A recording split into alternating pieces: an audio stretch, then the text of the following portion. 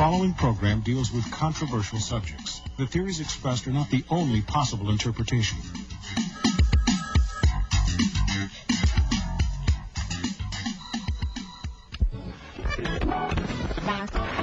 All Hit Radio.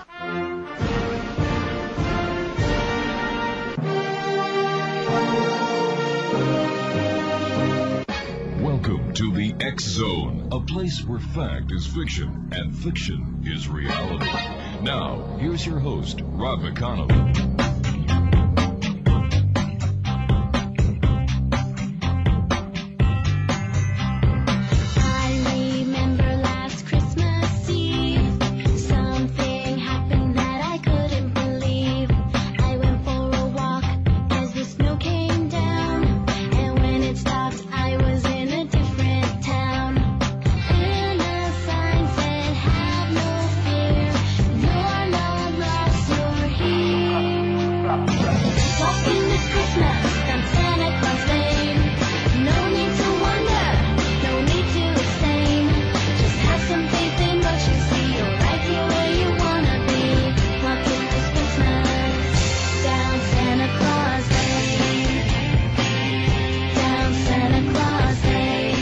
One 877-528-8255 is toll free. Welcome back, X Zone Nation. My name is Rob McConnell. We're coming to you live and around the world on the Talkstar Radio Network.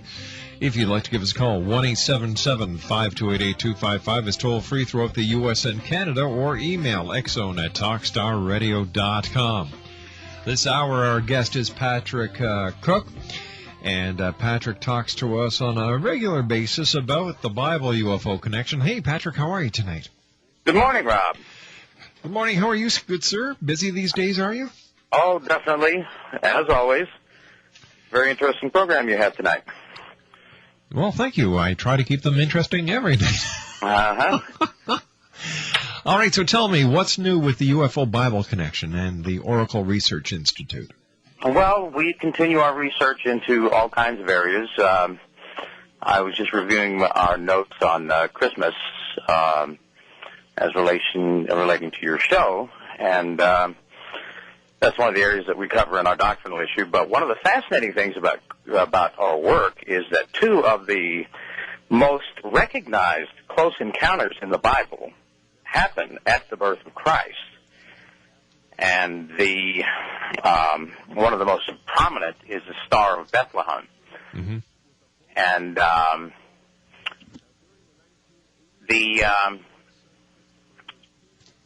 the way that is described is that a group of wise men. Now, most people commonly think of it as three wise men. We don't have any idea how many there were. There were probably several more than three. Had seen a star that had been predicted as being a sign of the King of the Jews. So they went to Judea and consulted with Herod the king about where this King of the Jews was to be born, and it greatly disturbed the chief priests and the scribes and the governorship. But what it says was Herod told those guys that he wanted them to find out where this star was going and to report back to him. Mm-hmm. And he knew that there was a young child that was going to be born, and he was afraid that this child was going to take over his position. And so when they heard the king, when they heard his words, they departed, and lo, the star which they saw in the east went before them till it came and stood over where the young child was. That's in Matthew 2:9. And what is fascinating about that is this star, they have seen this star, we don't know exactly where they came from, probably Egypt, somewhere else in the Mideast. We're not exactly sure of their origin. And they had seen this star, and they had followed it to this point. And then suddenly, apparently, the star came very close to them, and it actually led them, as it says in the verse, it went before them till it came and stood over where the young child was. So that's a fascinating concept, that this star was actually moving ahead of them. Christmas is truly a time for miracles, and I like when you look at the Christmas scenario, in olden days, some of the great masters over the manger have what looks like a UFO shining down a beacon on the manger. That's very common. We have several of those on our website under ancient artwork. That is a common theme. Now, the way that we view UFOs in our times, in the 19th, 20th, and 21st century, we have this direct relationship to aliens. But prior to that time, and in the ancient times, they related any sightings like those in the sky as God. And what we see happening in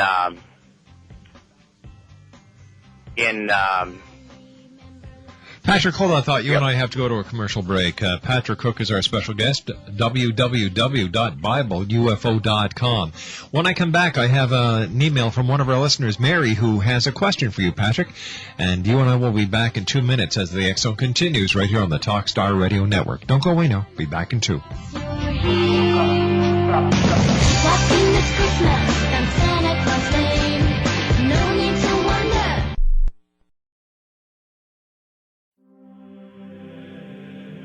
Rob McConnell here, presenting an overview for Nicholas Paul Jennings, author of a fascinating book, Amen. It presents facts revealed by Egyptologists, facts that enable us to understand why Amen is the beginning of creation of God. It provides recommendations for religious leaders of the major religions to unify their beliefs and teach the Word of God. Love one another. Amen informs people how mankind conceived God. It was the Egyptians that developed the concepts of a soul, a hereafter, and Son of God. And finally, after the worship of many gods, they conceived the belief in one universal God, the maker of all there is. For more information, visit www.futureofgodamen.com. That's www.futureofgodamen.com.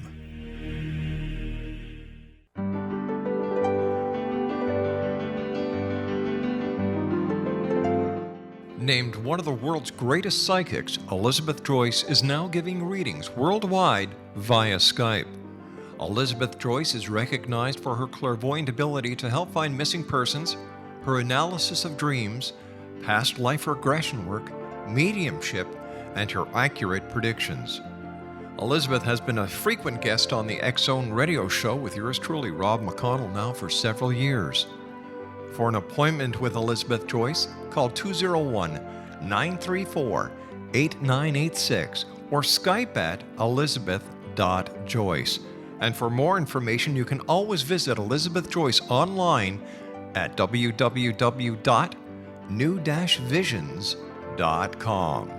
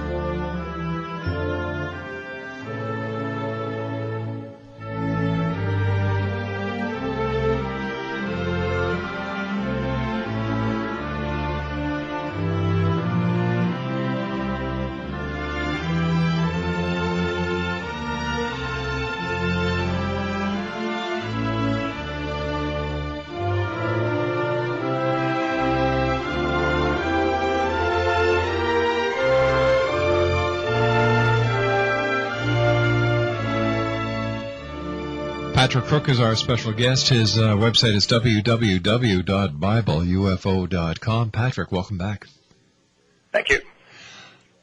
Before we went to the commercial break, you and I were talking about the ancient masters having paintings in the older paintings where they have what appears to be UFOs in the sky over the manger putting down beams of light. Well, that's very common throughout the history of art, especially religious art. We see that. I don't know exactly how many we have, but we have a number of sightings specifically on that specific subject, and a number of artworks on that. Tell me, Patrick, a lot of people these days are looking towards God as being an alien, a visitor from another planet. Where does this concept fit in with the Oracle Research Institute? Well, we believe that the concept of aliens, as I stated earlier, came in the late 1800s. Prior to that, there was no specific identification with another planet. Mm-hmm. You have Orwell's War of the Worlds and the discovery of canals on Mars, which began the craze of what we now call the alien concept. But prior to that, it wasn't considered to be specifically alien, and in the ancient times, they were generally considered as gods. There's, in today's society, there's a lot of people who, I don't know if they really do talk to God. I don't know if they think they talk to God, or they're hearing voices in their heads that are coming from somewhere else. How do we, in today's society, weed out the rational from the irrational? Well, that's kind of hard to do. Some of the things that are found in the Bible can be considered as quite irrational. But we basically, our entire concept is based on Scripture. And what you see, there are a number of strange things that we see in society. And there are a number of mystics, there are a number of prophets. There's also a great number of charlatans. That's true. That's true. There are a number of people, and that is, of course, dependent on how you feel about what the particular charlatan is saying. There are many followers of various gurus around the planet, mm-hmm. and it seems to be getting a wider exposure now. There's also a lot of false prophets, and one I have in mind is the prophet Yahweh. What happened to him? Nobody hears about him anymore. Well, he basically decided to drop completely out of sight. He had at one time, I believe, 3 discussion lists, and we're not sure whether Yahoo took him off. They suddenly disappeared. He knew they were going to be cut off, but he suddenly disappeared. Now what he's got is a separate website. You remember his old website where he was selling the UFO videos? Yes. Okay, he's got the same website up. He calls it a new website. It's the same thing, except now he's increased his price from $7.95 to $14.95 for viewing his videos. But nothing has happened on his UFO tour. I don't know exactly how many days, but it's been months since he started his UFO tour. And he has a program on Sundays where he's basically talking about the Black Israelite concept. Now, who actually gave him airtime? He seems to be doing this on his own. Oh, okay. I haven't seen him on. He hasn't announced any shows or anything to that effect. He's basically dropped out of sight. We're not sure. He left Las Vegas. He seems to be in Los Angeles now. But he's got a private list that you can only join if you can prove to him that you are of African-American slave descent. No, wait a minute. Isn't that a little unlawful? I don't know.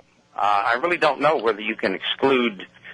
Yahoo doesn't seem to be. I certainly haven't complained about it, but it's certainly.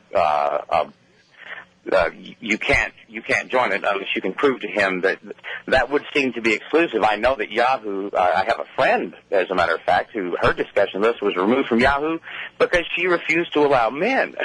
So the concept of excluding everybody but the black race. How does he get away with what he gets away with? Well, he's not really getting away with anything at this point. He's pretty much proved himself as a false prophet. Every prophecy that he made, of course, you followed that yourself for a long period of time, and you hung in there a long time. I don't know, have you heard from him at all? He hasn't contacted you? Well, actually, he called me a white racist. And he didn't want to be part of the show anymore. That's kind of the pot calling the kettle black. Pardon the pun. I thought so, and I said, oh, all right. And, I couldn't understand how he could say things against the Jewish people. He would, if that was a white person saying these things, he'd be up on charges. And yet this guy was able to get away with it, and nobody seemed to want to hold him accountable for anything. Well, Rob, we don't know who's looking at him right now. He may be under investigation. I don't know. We can only hope. Well, I hope somebody's going to nail him one of these days. But right now, his plan is supposedly he's going to have this UFO tour, but it's only going to be. He has 27 members on this list, and apparently those are the only people who are going to be informed of where he's going to go. And then supposedly he's going to post those sightings on his own, filming them on his own. He's not dealing with the media at all. So I don't see as there's going to be much credibility. If it's the same thing that we have seen in his previous UFO videos, I don't think we're going to see much anything of any quality. You probably saw all those videos. Oh, yeah. Yeah, and I think that's probably what we're going to see, but we're not even seeing that. He's, like I say, he's basically dropped out of sight.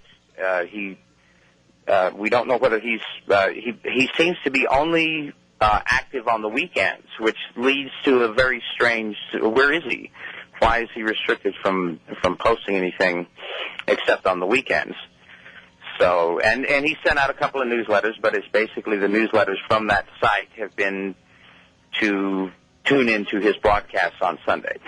So, well, there and you it's the go. same rhetoric that we've heard from him ever since he started this practice. But we're still monitoring him. We're still keeping on top of what he's doing, and whenever we find anything new, but it's been pretty much a drought. There's no information coming out from him at all of any quality. Is your organization monitoring anyone else? Or No, not at all. The only reason we went specifically for this is because the Prophet Yahweh had connected our website to his work. Oh, that's right, yeah. And we requested that be ended and that he answer some questions specifically about what his... See, all we knew when we initially found out about Prophet Yahweh was that he apparently had done something in Las Vegas, which to me looked like it might be. Apparently the cameraman and the reporter on the scene were both very much convinced that there was something very strange was in the sky. Yeah. So then when we found out that he was associating with us, then what we did was we wanted him to answer some questions. He refused to answer our questions, and we published a press release disassociating ourselves from him when we found out that his doctrines included the kind of things that they do, which we believe is basically hate. Yes. It's hate for all everybody but the people who follow him. Right. And we did not want to be associated with that, and we did not want people to think that the Bible UFO Connection or that anybody in the UFO field had anything to do with this man, because if anything, he's a pariah in the UFO community.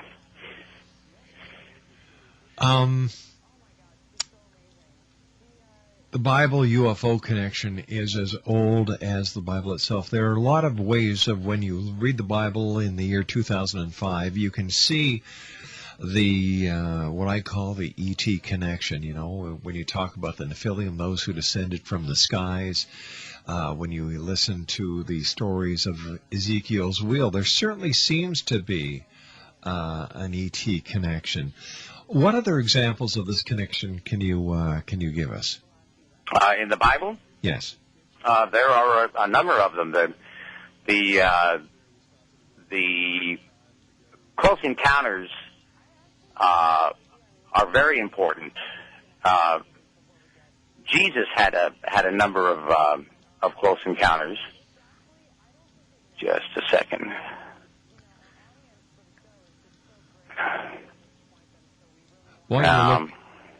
While you're looking that up, I'm just going to give our listeners the phone number here if they'd like to give us a call and share their experiences with us at 1-877-528-8255. That is toll-free throughout the U.S. and Canada.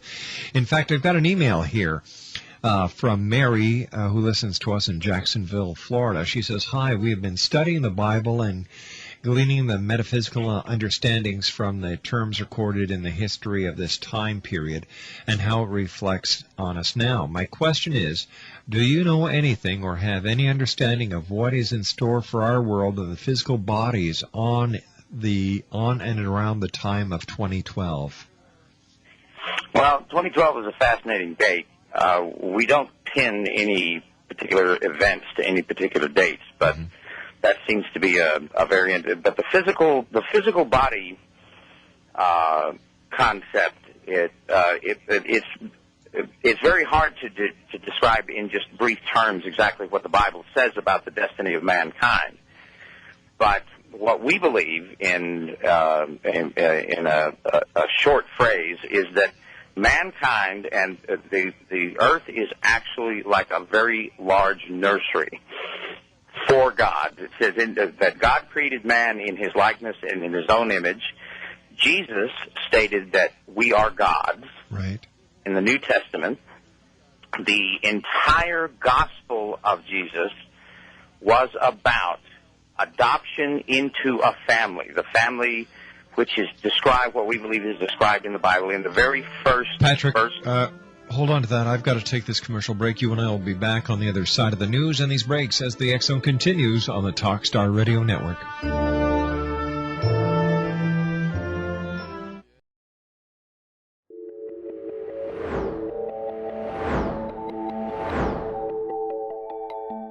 Do you have a dis-ease that you would like to alleviate through a natural means? Have you been contacted by angels, ghosts, or even extraterrestrials and want to validate these experiences? Or would you simply like to speak with someone who can help you find your life's purpose? I'm Dr. Joseph Mara, and I'm offering my services free of charge for first-time clients contacting me during the month of April. These free consultations include angel card readings, guided meditations, life coaching, and energy healing.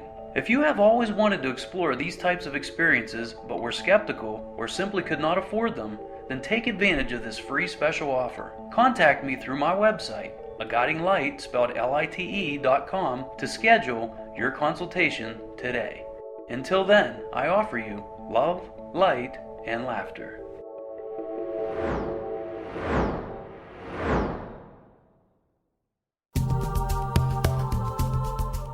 If you enjoy reading a good mystery with a touch of the paranormal, then you'll love From Out of the Woodwork by William S. Peckham.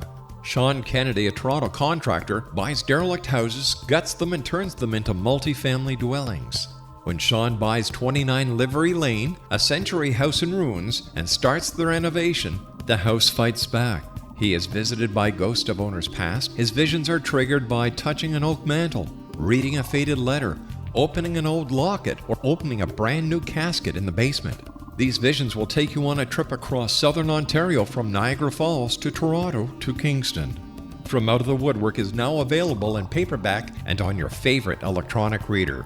To order your copy of From Out of the Woodwork, go to www.williamspeckham.com. That's www.williamspeckham.com.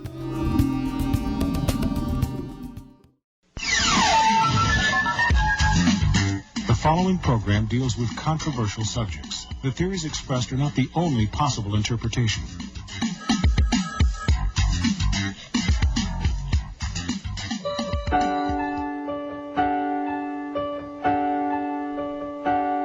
Merry Christmas, Merry Christmas, Merry Christmas, Merry Christmas, Merry Christmas, Merry Christmas, Merry Christmas, Merry Christmas, Merry Christmas, Merry Christmas, Merry Christmas.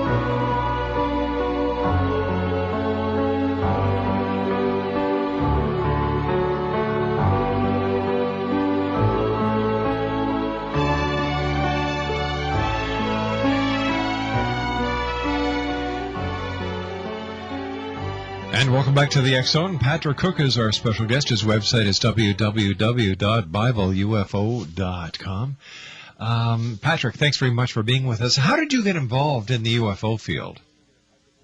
Well, I've always studied UFOs over the years, as anybody would that was interested in strange phenomenon. But basically, the concept came to me when I was studying the Great Pyramid in Egypt and doing some research on it, and a friend of mine pointed out that Isaiah 19:19 seemed to be describing the Great Pyramid, or the way it was located. Seemed to indicate that might be the Giza Plateau that it was speaking of. And so I started studying flight in the Bible when I realized probably the most important thing was finding out that the word heaven actually meant sky. And therefore, all of the things that happened in heaven suddenly took on a whole new meaning. All right. So you took this interpretation, and how did you relate that revelation to the UFO phenomenon?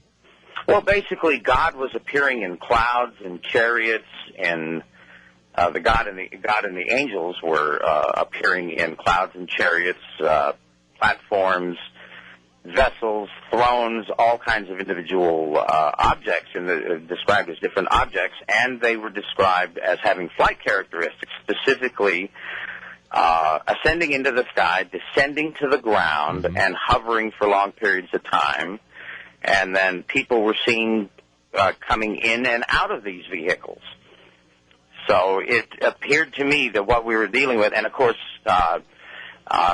having read Eric von Daniken's work, it was fascinating that those things appeared, but I wasn't sure that they exactly related to UFOs. But then with more careful study, and we have over 1,500 verses that relate not only to the vehicles, or what appear to be the vehicles, the flight characteristics of the vehicles, but the beings that are in them, and technology that seems to be connected with those vehicles. 1-877-528-8255 is toll-free throughout the U.S. and Canada. Patrick Cooke's our special guest. His website is www.BibleUFO.com. Now, what is the connection between the Bible, UFOs, and the Great Pyramid in Giza? Well, as you look around the world, now we believe that the same beings that we see in the Hebrew Bible, that we see flying gods all over the planet in all kinds of religions, and in those and these amazing structures that we see around the world, the Great Pyramid at Giza is the largest structure on the planet. It's the most perfectly aligned to true north. It is dead flat to within 1/2 of an inch over 13 acres. The stones are cut to a jeweler's tolerance. It's an absolutely amazing structure, and the whole concept that if we've got a God, it says that he would. Let's see. I'll read the exact verse to you here. So are we saying that? Excuse me. In that day there shall be an altar to the Lord in the midst of the land of Egypt, and a pillar at the border thereof to the Lord, and it shall be a sign for a witness unto the Lord of hosts in the land of Egypt. Now, the interesting point about that verse is that it said it's in the middle of Egypt and at the border of Egypt, which seems to be an impossibility. How can it be in the middle of Egypt and at the border? Well, what most people, and you learn this in basic world geography, that in ancient geography, that Egypt has always been divided into Lower and Upper Egypt. And it is still to that day. It's still politically, there's even a political separation, much as there is within the North and the South here in the United States. And that border runs right through the Giza Plateau. So whatever this thing that and it's the only thing described that God built on the planet. And it would appear that and now we've got the largest structure, the most perfectly built structure in the world at that location. and there are many. We have a whole section on the Great Pyramid on the website. But around the world, we see all these structures with the same incredible monoliths and megalithic structures with huge stones throughout the Americas, throughout in the north of Africa. Sudan has some incredible structures that look more like ice cream cones than they do pyramids. And what we believe is that at one time there was a different civilization that dwelt on this planet. Now, this could have been prior to the flood. We also believe that in Jeremiah that there is a previous creation to the creation that we know of in Genesis, that where there may have been a civilization that existed at that time, and that for some reason they are gone now. Now, last night on the show we had Glenn Kimball, a good friend of mine, and he was talking to us about the Kolbrin and how the Kolbrin goes in detail and talks about the time before creation. This is what now? I'm sorry, I didn't hear the name of the book. It's called the Kolbrin, Kolbrin.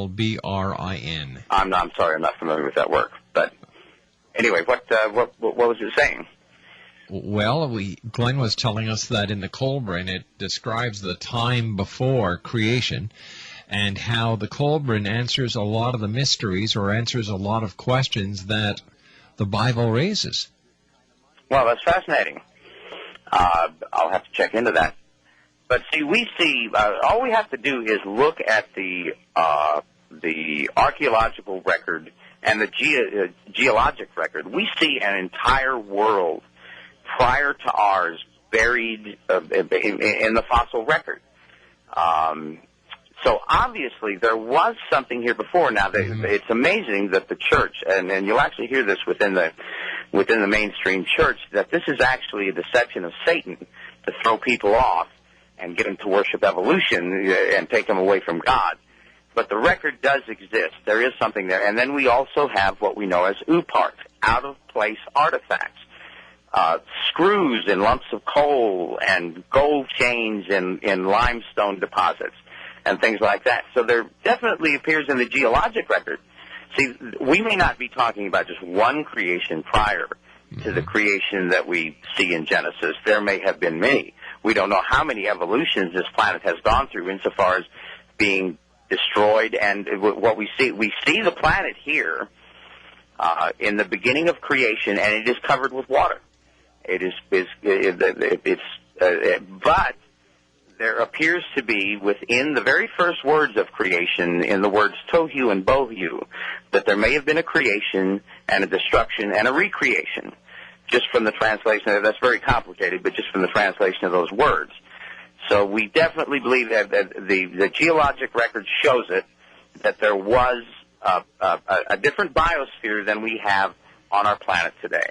So there's definitely something happening. It's undeniable that there was, but what that was before that, we don't know. And we don't really understand what it was like before the flood as well. There's a lot of things in there, but we don't really have any understanding of what the structure of the world is. And, of course, the civilizations that we have here on the planet now, that in their records, they go back to the Egyptians go back to 11,000 B.C. The Mayans go back to 10,000 B.C. All of these things are really sort of throw a monkey wrench into the 6,000-year concept of humanity.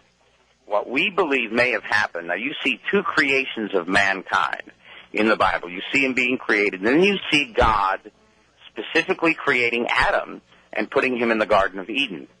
What we don't, and the record, which places creation at, and this is quite literal in many churches, at 4004 B.C. And that is on the basis of when Adam started aging. And on his age, and then the chronology is coming on down, they've calculated that to be 4000 B.C. But the question is, how long was Adam in the garden? He named every animal on the planet while he was in there. We don't know how long he was in there. Could man have been created and populating the planet while Adam himself was in the garden? That's one of the possibilities. So we may have an extra 6,000 years of history that is completely ignored by the Christian Church. Well, how about science? How can science ignore it? Well, science deals in the geologic record on the basis of the theory of evolution. Mm-hmm. And everything seems to, for instance, the Ice Age is very important to that concept. But the Ice Age itself is melting rapidly in the minds of science, and is almost it's becoming a very questionable theory. Science basically has to deal with primitive man. Now, we don't believe that primitive man, it's not that we don't believe, we don't see any solid evidence in the evolutionary record that there was a primitive man. So what they do is they base it on how man progressed. And so they relate it, they have a very narrow focus on it, and that's the way it is. And they ignore ooparts, they ignore the concepts. It seems that history started about 12 to 15,000 years ago. So, and science doesn't seem to deal with that. Archaeology is a very staid. Archaeologists teach archaeologists who teach archaeologists who teach archaeologists, and anthropologists by the same token. They're all taught there's a long succession of this, and the theories that are involved with these things are taught very strongly. We see a very interesting thing happening right now in the United States, not in the United States, in the Americas, in the North and South American continent, with the publishing of the book 1491, about the possibility that we may have had. Now, this is absolutely amazing. There's 290 people in the United States right now. It is generally accepted that there were at least 10 million indigenous people at that time, but it would seem now that there's new theories coming up that would estimate that there could be as many as 200 million people on the North American continent alone, which means an incredible civilization that has been completely ignored by anthropologists and archaeologists alike. So they have a very strange focus on things, and it's very narrow, and it doesn't allow for any new. Unfortunately, many of the things that are taught in science now have been disproven, and are not. For instance, the theories of Einstein, which are the basis of a lot of the theories about the cosmos, have never been proven. And yet those theories are based on other theories, which are based on other theories. So science has a very narrow focus, and they don't really tell us a lot. They haven't answered a whole lot of our questions. That's for sure. So tell me, where do you think mankind came from, and who do you think God actually is? Well, God appears to be the supreme universal power in the universe. Now, we're talking about a physical God. God is described. The God of the Bible is specifically called Lord God, which means Jehovah the Elohim. Right. And this specific God is described, Daniel saw him, Moses saw him, but John specifically describes him in the Revelation as having white hair, red skin, and glowing eyes. And whenever you hear about whenever God is spoken of, he sees things, he hears things. This God that we see in the Bible, the God that's spoken of in the Bible and dealt with man, the one that dealt with man specifically, is the son of another being called El. And we're not sure exactly about what his existence is, whether he actually has a physical presence.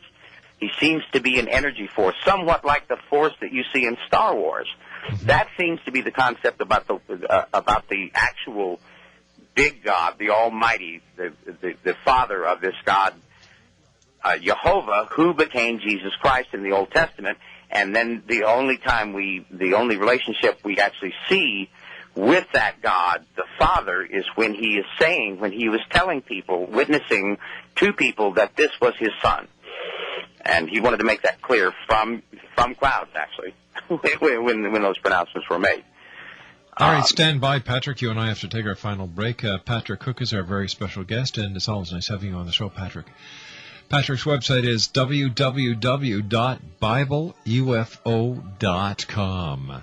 When we come back from this commercial break, I'll tell you who's coming on tomorrow. By the way, our special psychic tomorrow night is Angela Luskin. She was with us a couple of months ago. A great lady. You're going to have a great time. She's going to be with us from midnight until 2 o'clock doing psychic readings for one and all. My name is Rob McConnell. This is the X Zone Radio Show, coming to you live and around the world on the Talkstar Radio Network and our affiliates throughout the U.S. and Canada. Don't go away. I'll be back in 4 minutes. I'm William S. Peckham. If you enjoy a good mystery with a touch of the paranormal, then you'll love my novel, From Out of the Woodwork. It's the story of a young Toronto contractor, Sean Kennedy, who buys derelict homes, guts them, and turns them into multifamily dwellings. Slums just waiting to happen. When Sean buys 29 Livery Lane, the house fights back. Former owners unexpectedly come out of the woodwork as he starts the destruction.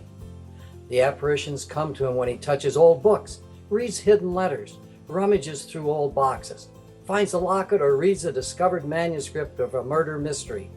From Out of the Woodwork will take you from 1899 to the horror of the World Trade Center, September 11, 2001. Check out From Out of the Woodwork on my website, www.williamspeckham.com.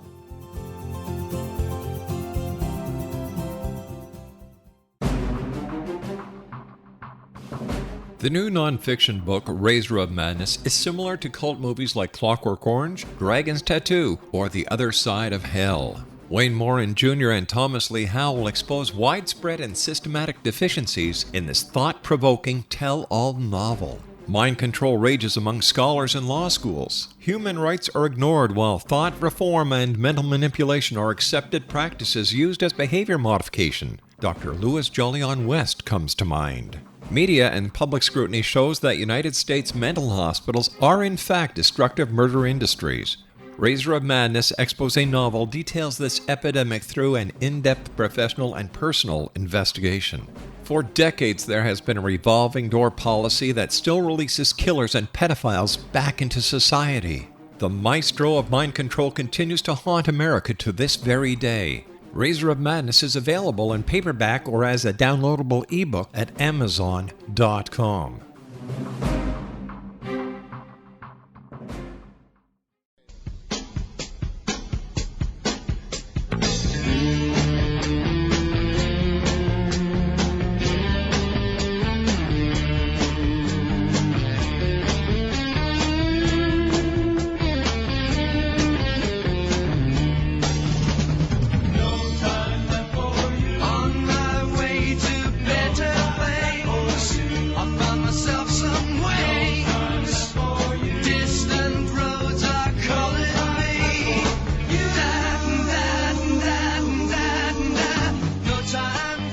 And welcome back, everyone. I'd like to take this opportunity of thanking our special guests tonight, Mick and Sylvie Avery. They were with us for the first hour tonight. We were talking about, we talked about channeling, we talked about spirituality, we talked about their books, what they're going to be up to.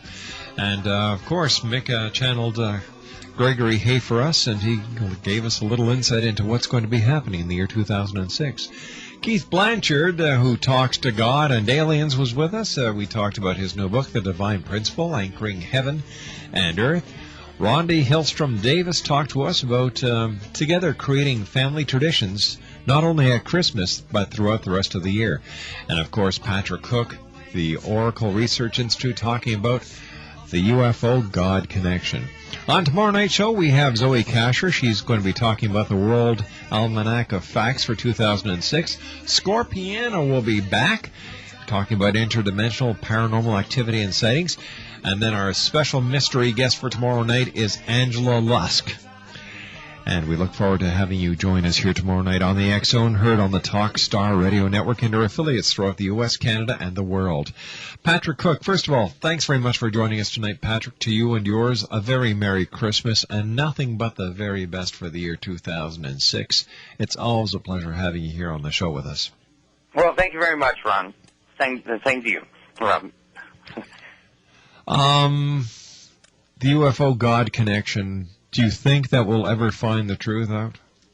Well, it looks like everything's coming to a head. Something's got to give on the planet. So I presume that we're looking at something very much in the near future, because we can't go on the way we're going.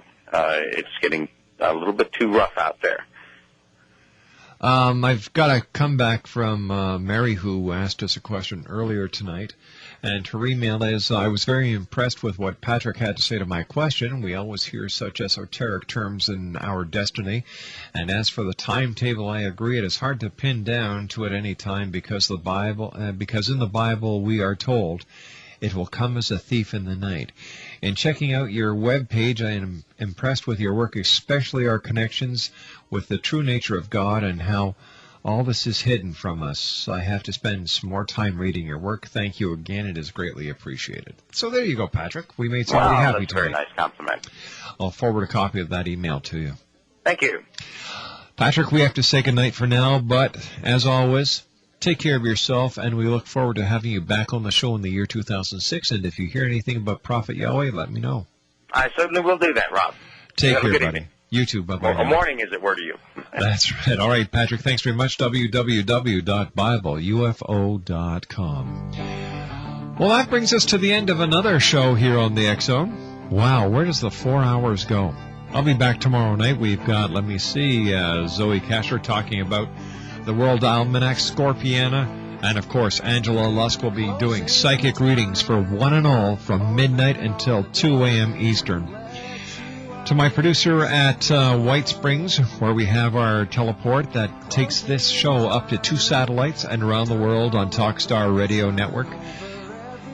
Corey Y., thanks very much for all your hard work, buddy. To my senior producer and wife, Laura Rogers, thank you for your hard work. And to each and every one of you out there listening to the X Zone tonight, thank you for allowing us to be part of your day, your night, no matter where you are. I'll be back tomorrow night at 10 o'clock as once again we cross the time-space continuum to this place that I call the X Zone. If you've got a little child at home, give them a hug. Tell them how much you love them, because the children of today are the leaders of tomorrow. So until tomorrow night, my friends, always remember to keep your eyes to the sky and your heart to the light. Good night, one and all.